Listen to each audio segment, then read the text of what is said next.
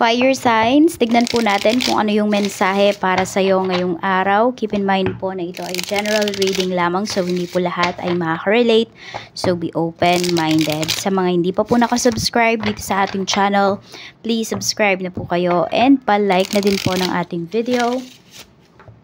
At sa mga nice pong mag-avail ng ating private readings, ng ating Evil Eye Amulet, ng ating Tears Bracelet, may kita nyo po yung link sa description box. Tarot Intentions by Aliana Reyes. Okay? Tingnan po natin kung ano yung mensahe para sa'yo ngayon. Mayroon tayo ditong King of Wands. This could be your energy. So, very creative. Parang may pinagfo-focusan kayo. May tina-target kayo. Tignan natin. We have 8 of Pentacles. Ayan, pwedeng pagdating po ito sa inyong trabaho. May tina-target kayo dito na project na matapos ngayong araw. Very creative talaga kayo. So, pwede po na sobrang focus ninyo pagdating sa inyong trabaho or paano nyo pa ba mai-improve yung inyong trabaho. So, nakikita ko rin dito, fire signs, pa pwede po na meron dito sobrang tiyaga po sa inyo. Parang nililigawan kayo. Okay, yung energy na to, pwedeng nililigawan kayo pagdating sa business. Ayan. So, pwedeng business proposal po ito. Pwede rin naman yung iba sa inyo, pwedeng romantic. May romantic involved dito, pagdating dito sa pagpupurso po sa inyo. Tignan natin ano pa yung mensahe. We have the Hermit. Meron tayong Ace of Wands. Okay, hindi ko alam kung meron dito, gusto bang makatap sa board exam, bar exam, ano ba yung mga exam ngayon na iti-take, no? Ayan po. So, pwedeng sobrang focus ninyo. Talagang, yun po yung tina-target ninyo or makapasok po yung iba sa inyo sa top 10. O yung iba naman sa inyo, parang gusto nyo lang talaga is makapasa, hindi ba? Para kayo ay maging lisensyado na. Tignan po natin ano pa yung mensahe. We have 2 of Swords. Tapos meron tayo ditong the Hierophant. So, pwedeng ano ba to pagdating sa pagpapalit ba to ng religion? Yung iba po sa inyo. Ayan. So, pwedeng magpapakonvert yung iba sa inyo sa kung ano mang religion po yung napupusuan ninyo. Yung parang feeling ninyo ay nagbibigay ng kapanatagan po sa inyo. Nag-open po ng inyong mind. Meron naman dito, pwedeng sa pagpapakasal. Diyan po kayo nagdadalawang isip. Or kung meron nga naman dito yung iba sa inyo, pwedeng ano ba to, marriage proposal. Dalawa ba yung nagpo-propose sa inyo ng marriage? So, parang tinitignan nyo, sino ba sa kanila ang karapat-dapat. So, tignan pa po natin ano pa yung mensahe. Or meron dito, pwedeng madalas ngayon, no, sumasagi sa isipan ninyo, fire signs, na kung kayo ba ay ikakasal pa. Ayan. So, pwedeng nape-pressure kayo dito because of family. Tingnan natin ano pa yung mensahe. We have King of Pentacles. Meron tayo ditong 7 of Wands. So, nag-iingat. Marami sa inyo dito. Nag-iingat kayo sa inyong finances, sa inyong kaperahan. Or pwede rin naman po, 'di ba, dahil sarili nyong pera yung ginagastos ninyo ngayon, fire signs, maaring may mga binibili kayo na talagang walang makakapigil po sa inyo. Kasi pera nyo naman yung ginagastos po ninyo. Kaya parang kahit ano yung sabihin ng mga tao dito, hindi ka nagpapadala dun sa mga sinasabi nila or sinasabihan ka, magastos ka ba, ganyan. We have 4 of Pentacles. Okay, so hindi pala naiintindihan ng mga tao sa paligid mo na yung binibili mo ay pwedeng investment po yan in the near future. So, yan yung pinapakita kasi dito.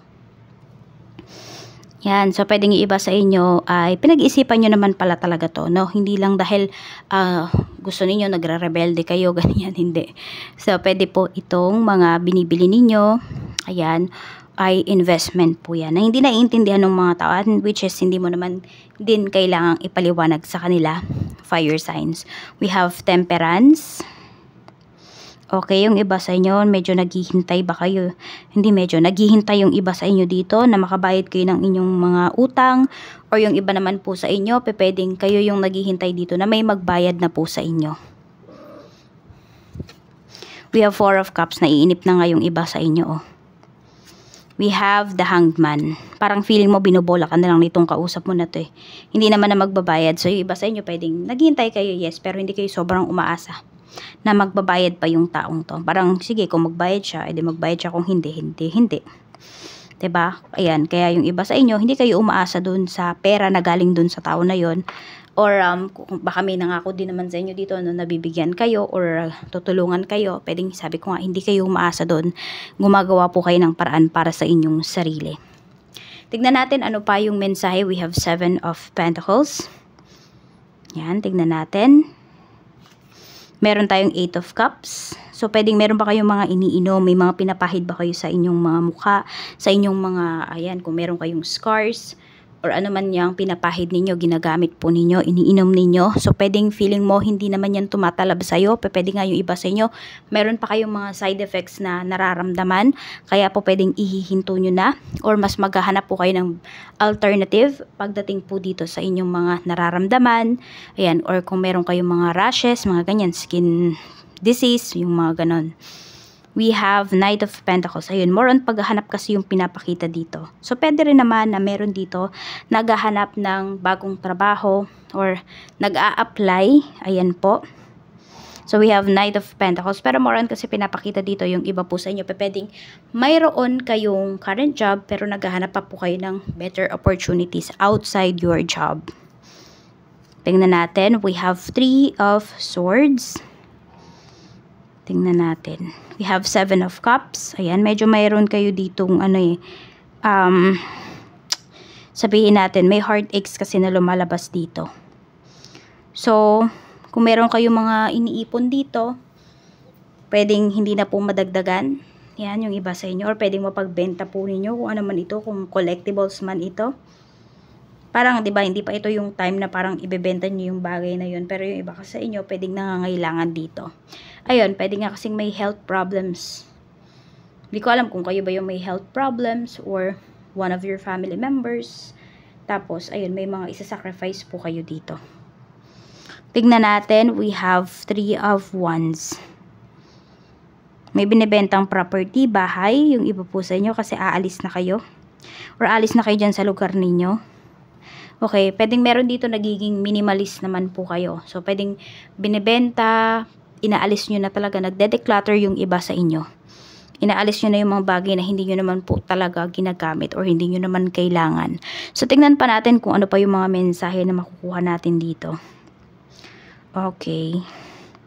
So, yun nga yung iba sa inyo dito. Hindi ko alam kung it's either tinakbuhan ba kayo nung taong pakakasalan po ninyo or nireject nyo. Nireject nyo yung proposal. Kasi may nasasaktan dito, oh. And about marriage yung ano niya. Yan. Or yung iba nga sa inyo, pwedeng naiisip nyo kung ano ba, makakapag-asawa pa ba kayo or hindi na. Tignan natin ano pa yung mensahe. Okay, yung iba po sa inyo, mas mag-grow po talaga kayo sa ibang lugar, sa ibang bansa. Meron din kayong mga iniiwasan dito, ayan, or yung iba naman sa inyo, pwedeng meron na kayong enough funds, meron na kayong enough money, so may ipo-pursue na po kayo dito. Pwedeng meron dito magbabalik sa pag-aaral, or magte-take kayo ng masteral, ng PhD, ganyan. Tingnan natin. Ano pa yung mensahe? Ano pa yung pwede nating makita dito?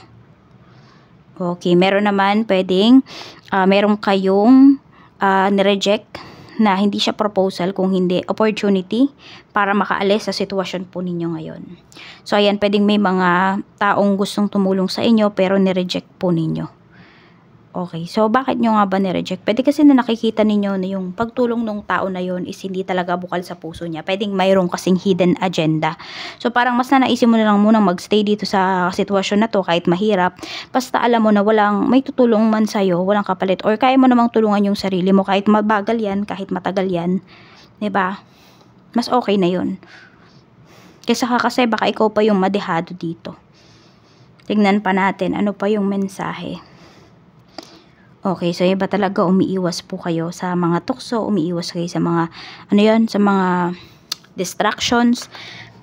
More on may nagre-review talaga dito. Yun yung nakikita ko.